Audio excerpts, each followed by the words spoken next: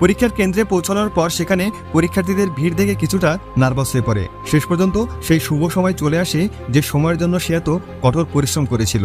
লিখিত পরীক্ষা শুরু হয়। কোশ্চেন পেপার দেখার পর তার মধ্যে অন্য পরীক্ষার্থীদের মতো কোনো ভয় ছিল না। সে খুব আরামের সাথে সব পরীক্ষা ভালোভাবে শেষ করে।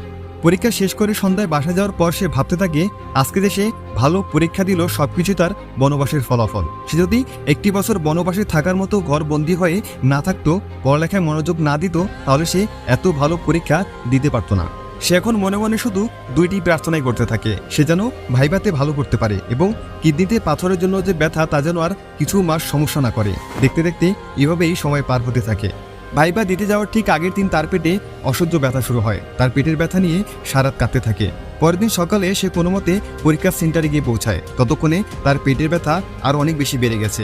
ভাইবা দিতে গিয়ে সে অনেক নার্ভাস হয়ে পড়ে। তার পেটের ব্যথা এতটাই বেড়ে গিয়েছিল যে সে